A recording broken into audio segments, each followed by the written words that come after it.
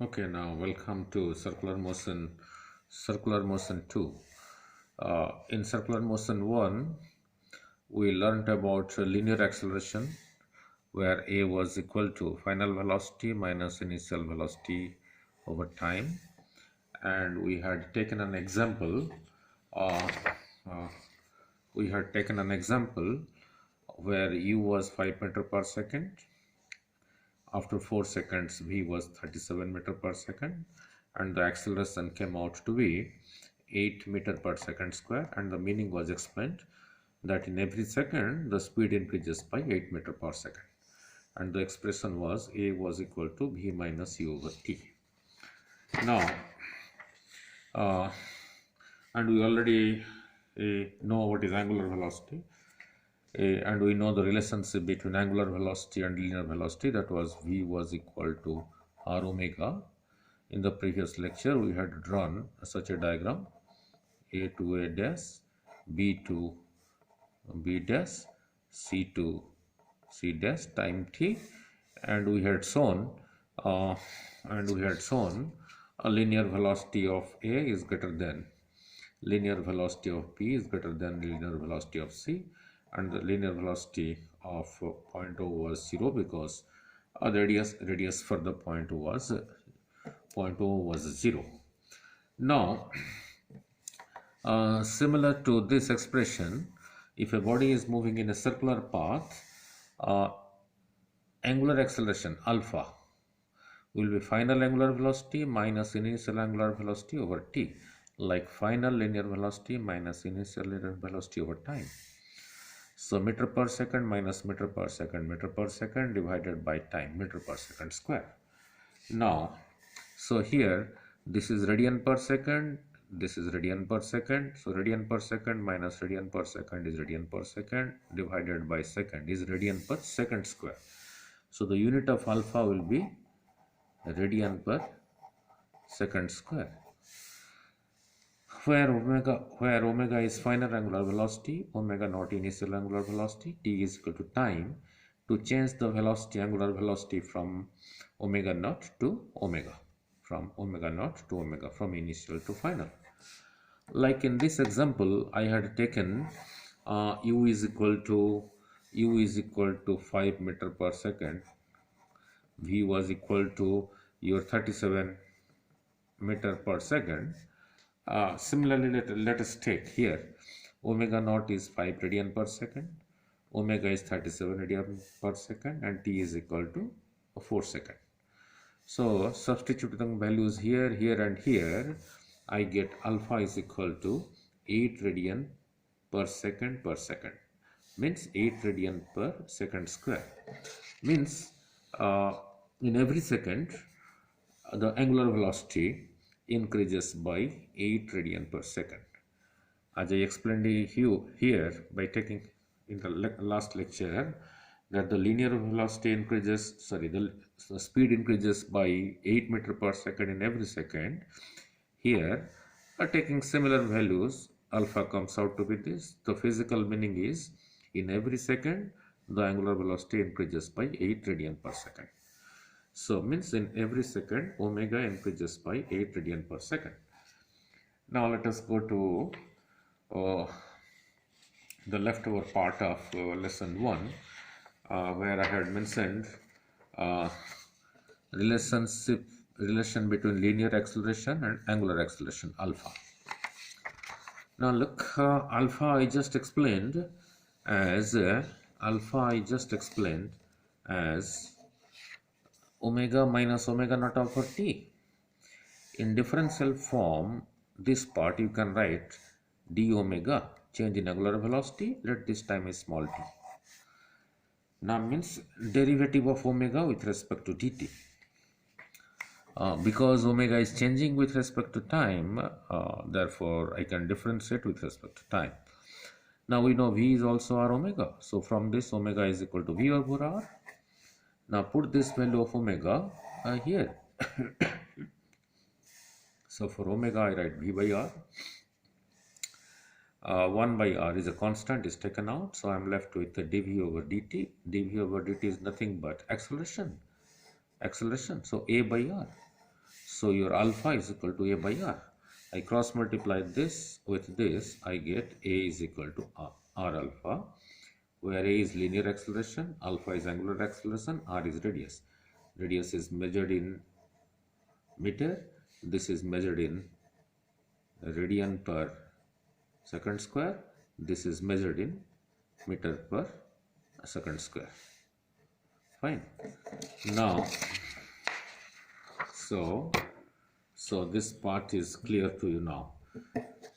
Now next, let us go to the next page. That is the equations of motions. That is the equations of motions.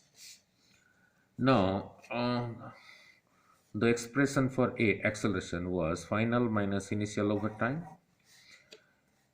If this is constant, a constant, suppose 5 meter per second square, suppose 7 meter per second square, suppose 10 meter per second square, if it is constant, then equations of motions can be applied. These are called the equations of motions.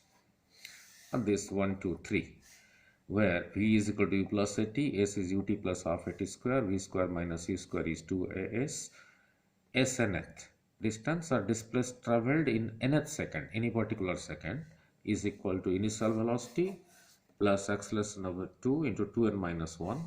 All these derivations I will do in a different lecture while studying kinematics. The above A is called tangential acceleration. Symbol is AT. Due to this A, called tangential acceleration, the speed increases if it is positive. If its value is negative, then the speed decreases. Such an acceleration V minus U over T, or you can write it as dV over dt, is that acceleration due to which the speed increases. That is called a tangential acceleration.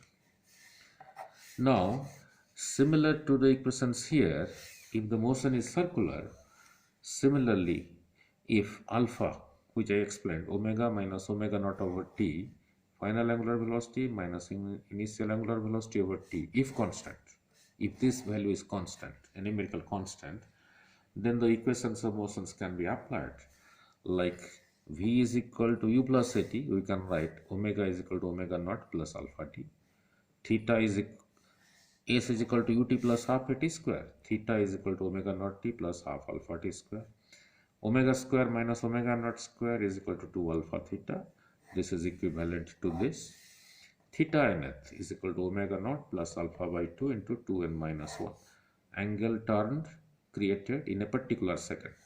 So between this and this, what is the similarity?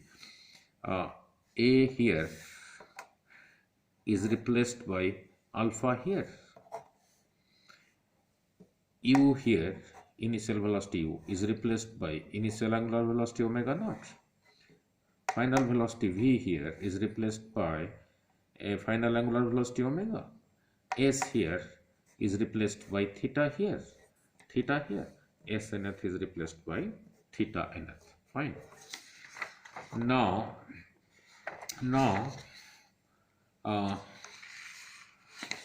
we are gradually moving towards circular motion. Now we shall slowly move on to horizontal circular motion after clarifying one more concept. This concept is important. Now what it is? Look, very important. Velocity has two parts, magnitude and direction. For example, 5 meter per second towards east. This is the direction part, this is the magnitude part. Magnitude 5, this is the unit. Suppose in one case, 5 meter per second is represented by this arrow. This arrow has the same length as this. So this arrow also represents 5 meter per second. The arrow indicates the direction. Here as well as here, the magnitude is same because the length of the arrow is same. The magnitude is same and the direction is same as given by the arrow. So this as well as this are same velocities. Means if you say this is v1, this is v2, they are not actually v1, v2. This is same thing as this. v1 is equal to, you can say v1 is equal to v2 in this case. But if there is a situation like this in the second diagram, 5 meter per second represented by this arrow, the length of the arrow here is equal to the length of the arrow here. So if this length represents 5 meter per second, this length also represents 5 meter per second. But this velocity is not equal to this velocity. They are not same. The magnitudes are same, but the direction is not same. Means if you write this as v1 and this as v2, here v1 is not equal to v2 because the directions are not same. Now look here. Here, suppose this represents 5 meter per second and this length, suppose, is 3 times this length.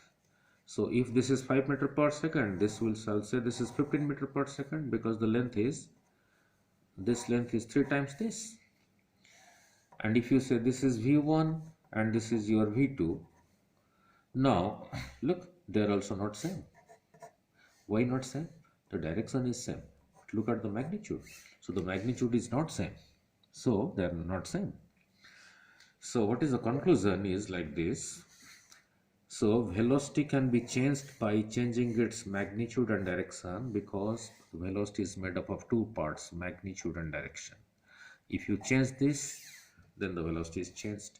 If you change this, the velocity is also changed. And whenever velocity changes, there is acceleration. And whenever velocity changes, there is acceleration. When magnitude changes, the acceleration was a was equal to v minus u over t, called tangential acceleration. Now we are slowly moving on to circular motion, where we shall study the direction of the velocity is changing. So in that case, what is that acceleration? What is that acceleration? If the magnitude changes, the acceleration is called tangential acceleration, which was explained v minus u over t, and its meaning was also explained. Now we are moving on to circular motion, where we will find a body moving in a circular path, at constant speed.